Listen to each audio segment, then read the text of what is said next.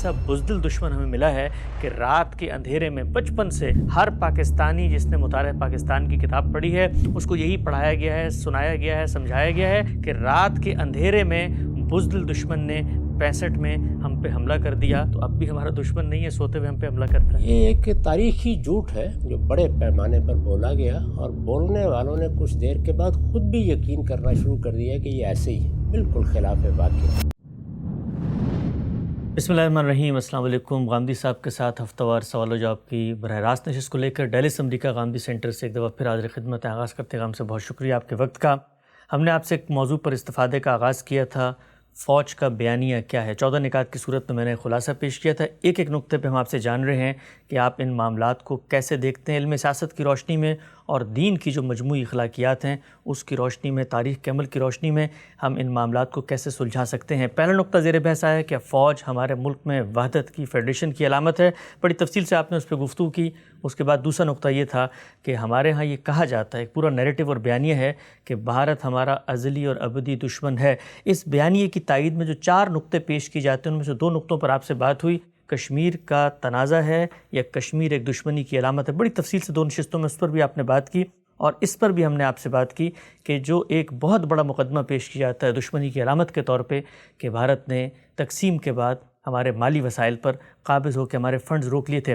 ہم صاحب، آپ نے جس وقت کشمیر پہ بات کی اور وہاں پر یہ بیان کیا کہ میں صرف یہ بتا رہا ہوں کہ ایک تنازع ہے، دونوں طرف کا پرسپیکٹو کیا ہے، جو سیاسی قیادت تھی وہ کس زاویہ نظر سے چیزوں کو دیکھ رہی تھی، کوئی کشمیر کے مسئلے کے حل کی طرف میں توجہ نہیں دلا رہا، تنازع کی طرف دلا رہا ہوں۔ ایک جملہ آپ کی زبان سے نکلا، وہ یہ تھا کہ جو کچھ بھی تنازع ہے اس کا جو کچھ بھی حل کرنا ہے اس میں بھی فوج کی کوئی مداخلت نہیں ہوگی، فوجی حل اس دور میں پیش نہیں کیا جا سکتا۔ میں کہتا ہوں وہیں سے آپ آغاز کریں اور بتائیے کہ یہ جو آپ نے ایک اسٹیٹمنٹ دی، ذرا اس کو ڈی کوڈ کریں کہ اگر تنازع ہے تو تنازع کے حل میں بھی فوج کا کوئی کردار نہیں ہو سکتا۔ میں نے یہ بات ضمنی طور پر عرض کی تھی، یہ موقع نہیں ہے کہ اس میں کشمیر کے پورے مسئلے پر گفتگو کی جائے، کیونکہ ایک بیانیہ ہے اور بیانیے ہی کے مختلف پہلوؤں کو ہم زیر بحث لا رہے ہیں، تو ضمنی طور پر یہ بات میری زبان سے نکلی۔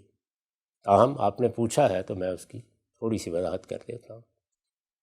یہ سمجھ لیجئے کہ ہماری اس دنیا میں جس میں ہم رہ رہے ہیں، لمبے عرصے تک یہ چیز معیوب نہیں سمجھی جاتی تھی کہ میرے پاس قوت ہے اور میں نے اس قوت کو اس طرح منظم کر لیا ہے کہ میں اپنا اقتدار قائم کر سکتا ہوں، تو میں اٹھوں اور میں دہلی کے تخت پر قبضہ کر لوں، اسلام آباد پر اپنی گرفت قائم کر لوں، جس طریقے سے طالبان نے ہمارے ہمسائے میں اپنی حکومت قائم کر لی ہے۔ تو یہ عام طریقہ تھا اور اس کو جائز سمجھا جاتا تھا، یعنی اگر حکومت قائم ہو گئی ہے، اقتدار ہر لحاظ سے پایۂ تکمیل کو پہنچ گیا ہے، تو قبول کر لیا جاتا تھا اس کو۔ اور دنیا میں وہ لوگ جو اپنے ملکوں سے بھی نکل کے بڑی بڑی سلطنتیں قائم کرتے تھے، وہ تاریخ کے ہیرو ہوتے تھے۔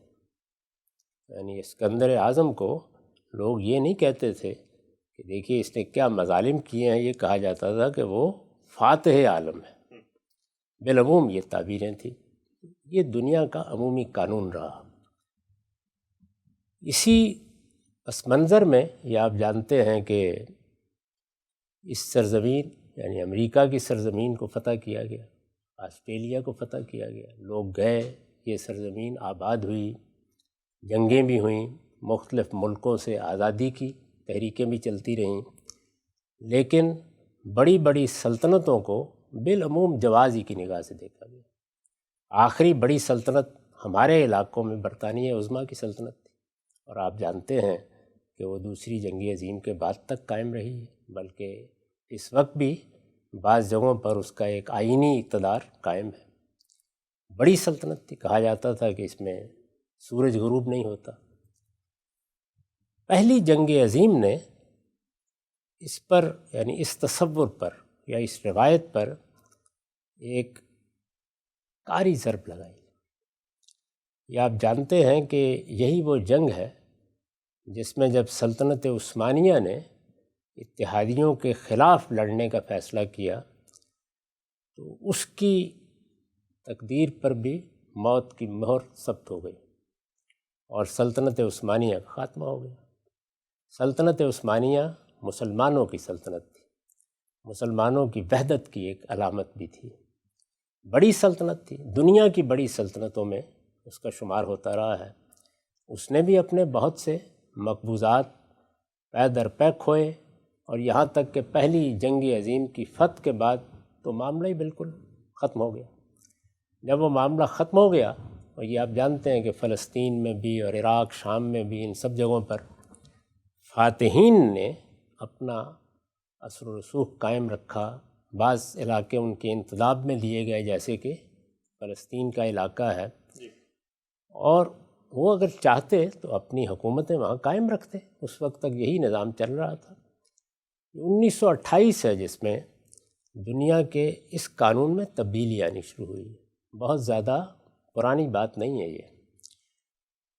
پھر یہ تبدیلی بھی ایسا نہیں کہ بہت شعوری طریقے سے ایک دن آ گئی پھر پورے عالم میں قبول کر لی گئی۔ ایسے معاملات میں ایک تدریجی عمل ہوتا ہے، چنانچہ یہ تدریجی عمل فکری سطح پر بھی جاری تھا، عملی شواہد میں بھی پیش نظر ہو رہا تھا۔ دوسری جنگ عظیم ہو گئی، اور دوسری جنگ عظیم نے پھر ایک نئے نظم کو وجود بخشا۔ اس کی ابتدا تو اگرچہ پہلی جنگ عظیم کے بعد ہی ہو گئی تھی، یعنی دنیا نے اس پر سوچنا شروع کر دیا تھا۔ چنانچہ آپ جانتے ہیں کہ جمعیت اقوام اس وقت وجود میں آ گئی تھی، لیگ آف نیشنز، جس پر اقبال نے طنز کیا ہے۔ اس طرح کی ایک صورتحال پیدا ہو رہی تھی کہ اب شاید جنگ کرنا، علاقوں پر قبضہ کرنا، اپنی حکومتیں فاتحین کی حیثیت سے قائم رکھنا، یہ اب قصہ ماضی بن جائے گا۔ یہ چیز صاف نظر آ رہی تھی، اور اسی کو ایک بین الاقوامی معاہدے کی صورت میں تسلیم بھی کر لیا گیا کہ اب کسی علاقے پر نہ کوئی قبضہ کرے گا، نہ کسی علاقے پر قبضہ اگر اس نے کر لیا ہے تو اس کو جائز اور قانونی قبضہ مانا جائے گا۔ وہ قبضہ اسے جلد یا بدیر بہرحال چھوڑنا ہی ہوگا، اور وہ جب چھوڑے گا تو ان علاقوں کو بھی اسے دوبارہ اس قوم کے حوالے کر دینا ہوگا۔ یہ بہت تدریج کے ساتھ یہ سب چیزیں ہوئی ہیں، لیکن 1928 کے بعد یہ ہونا شروع ہو گئی۔ دوسری جنگ عظیم کے فاتحین نے، یعنی انہوں نے ایک لحاظ سے دنیا فتح کر لی تھی۔ پہلے زمانے میں تو ہم فاتح عالم سنتے رہے نا، دنیا فتح کر لی تھی، تو پوری دنیا میں ایک نظم قائم کیا ہے۔ یہ نظم فاتحین کا قائم کردہ ہے۔ اس میں جن ممالک کو بظاہر آزادی دی گئی وہ کوئی پوری آزادی نہیں ہے، اور یہ پوری آزادی چھوٹی قوموں کو، مختلف ملکوں کو مل جائے، یہ دنیا کی تاریخ میں کبھی بھی نہیں ملی۔ یعنی ہمیشہ یہی ہوتا رہا ہے کہ بڑی بڑی 2، 4، 5 سلطنتیں رہی ہیں، اور لوگ کیا کرتے تھے، وہ یا ان کے حلیف ہوتے تھے یا ان کے باج گزار ہوتے تھے، اور اس طریقے سے چھوٹے ممالک ایک نیم خود مختاری کی صورت باقی رکھتے تھے۔ اس بر صغیر میں دیکھیے، اس پر ہم گفتگو کر چکے ہیں پچھلی نشست میں، کہ جب یہاں سے انگریزوں نے جانے کا فیصلہ کیا، یعنی برطانوی سلطنت یہاں ختم کی جا رہی تھی، اس وقت یعنی 1947 میں بھی اس بر صغیر میں 565 نیم خود مختار ریاستیں موجود تھیں۔ یعنی وہ ریاستیں اپنے اپنے حکمران رکھتی تھیں، ان کو ایک نوعیت کی خود مختاری بھی اپنے حدود میں حاصل تھی، لیکن مثلاً وہ دفاع کے معاملے میں، مواصلات کے معاملے میں، یا امور خارجہ کے معاملے میں کوئی فیصلہ نہیں کر سکتی تھی۔ اس معاملے میں برطانوی حکومت ہی سب معاملات کو دیکھتی تھی۔ اس سے بھی زیادہ بعض دلچسپ چیزیں آپ کو برطانوی سلطنت میں ملیں گی۔ ہم نے ایک زمانہ ملیشیا میں گزارا ہے، آپ جانتے ہیں کہ وہاں براہ راست اس طرح کی حکومت بھی قائم نہیں کی گئی، یعنی جس طرح کی حکومت برطانوی ہند کے حد تک براہ راست قائم کر لی گئی تھی، وہاں وہ بھی قائم نہیں کی گئی، بلکہ پینانگ کے ایک جزیرے میں بیٹھ کر انہوں نے وہاں کے مقامی بادشاہوں کو، جو 9-10 کے قریب تھے، ایسے ہی اپنا ماتحت بنائے رکھا جس طریقے سے ہماری ان ریاستوں میں، اور باقی معاملات وہ خود دیکھتے رہے۔ یہ طریقہ یہاں ریاستوں کے معاملے میں اختیار کیا گیا، یا اور بہت سی جگہوں پر بھی خود انگریزوں نے اختیار کیا، بعض دوسرے اور فاتحین نے اختیار کیا، لیکن دوسری جنگ عظیم کے بعد ایک عالمی نظم قائم کیا۔ کیوں قائم کرنا ممکن ہو گیا؟ اس لیے کہ انہوں نے دنیا فتح کر لی تھی، یعنی فاتحین ہی قائم کریں گے نا۔ اگر کوئی نظم قائم کیا جائے گا تو میری اور آپ کی کون مانے گا؟ تو وہ عالمی نظم ہے جس کی نمائندگی اقوام متحدہ کرتی ہے، اور یہ عالمی نظم اگرچہ بہت سے اچھے اقدار پر قائم کیا گیا ہے، اس میں انسان کے بنیادی حقوق کا منشور منظور ہوا ہے، جو خود دنیا کی ایک بڑی کامیابی ہے، بہت سے ادارے بنے ہیں، لیکن کیا اس کے بعد یہ مان لیا گیا ہے کہ دنیا کی سب قومیں خود مختار ہو گئی ہیں؟ ایسا ہرگز نہیں ہے۔ یعنی 5 بڑی طاقتیں ہیں، وہی دوسری جنگ عظیم کے فاتحین۔ 5 کون ہیں؟ دوسری جنگ عظیم کے فاتحین، ان کو ویٹو حاصل ہے وہاں پہ۔ یہ اصل میں ان کے ماتحت آزادی ہے جو مجھے، آپ کو، پاکستان کو، عراق کو، شام کو حاصل ہے۔ اس نظم میں اب کسی جگہ اگر آپ فوجی اقدام کر کے اپنا کوئی مقدمہ اپنے حق میں کرنا چاہتے ہیں تو اس کی اجازت نہیں دی جائے گی، اس کا کوئی امکان نہیں، کسی جگہ بھی اس میں کامیابی نہیں ہو سکتی، الا یہ کہ انہی 5 طاقتوں میں سے کوئی طاقت یہ اقدام کرے، یا ان میں سے کسی کی مصلحت تقاضا کرتی ہو کہ آپ کے ذریعے سے یہ اقدام کر کے نقشے میں کوئی تبدیلی کرتی۔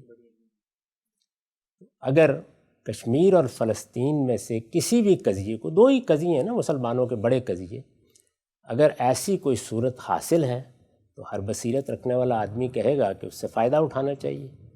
فائدہ اٹھانا یعنی میں تجویز نہیں کر رہا، میں یہ عرض کر رہا ہوں کہ جو فریق چاہتا ہے کہ فائدہ اٹھائے وہ کہہ سکتا ہے کہ ہمیں یہ چیز حاصل ہے اس لیے کہ فلاں بڑی طاقت کی مصلحت بھی یہی ہے، یا اس کی شے بھی ہم کو حاصل ہے، یا خود کوئی بڑی طاقت آگے بڑھ کے ایسی صورتحال پیدا کر دے انہی 5 طاقتوں میں سے کہ یہاں تبدیلی آنی چاہیے۔ یعنی ایک انہوں نے دنیا بھر کا نقشہ بنایا نا، ایک کمرے میں بیٹھ کر یہ سرحدیں کھینچ دی گئی ہیں، یہ عراق ہوگا، یہ شام ہوگا، یہ ممالک جتنے ہیں یہ الگ ممالک نہیں تھے، یہ تو سلطنت عثمانیہ کا حصہ تھے، اس کے صوبے تھے۔ تو یہ جب نقشہ بن گیا ہے تو اس میں اب آپ کوئی یا میں کوئی تبدیلی نہیں کر سکتا، یہ ممکن ہی نہیں ہے۔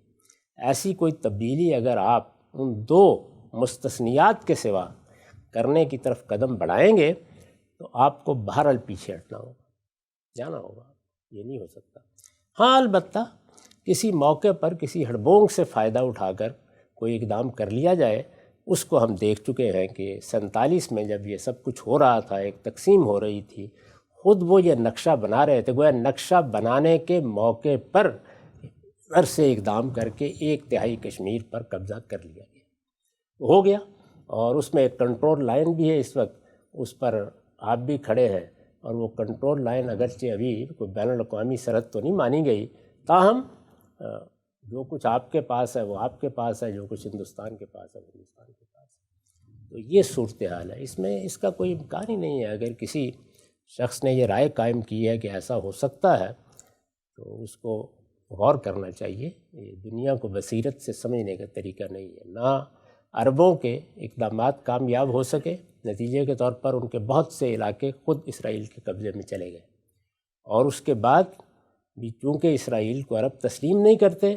تو وہ قبضہ بھی دائیں بائیں کے بعض احوال کے تحت نہ صرف یہ کہ موجود ہے، اس کو آپ اپنی جگہ سے ہلا نہیں سکے، بلکہ دنیا کی مصلحتیں بھی چونکہ اس کے ساتھ شامل ہیں، دنیا کی نہیں، دنیا کی بڑی طاقتوں کی۔ تو آپ دیکھیے کہ صورتحال کیا ہے۔ وہی بات جو میں نے آپ سے عرض کی کہ یہ کوئی خود مختارانہ جنگ کر کے آپ نے یہاں قبضہ کر لیا، یہ علاقہ چھڑا لیا، یہ قضیہ حل کر لیا، اس کا دوسری جنگ عظیم کے بعد جو نظم قائم کیا کہ اس میں کوئی امکان نہیں ہے۔ اور جب یہ نظم درہم برہم ہوگا کبھی، اس کے بعد نیا نظم کیا بنتا ہے اس وقت دیکھیں گے کیا ہوتا ہے کیا نہیں۔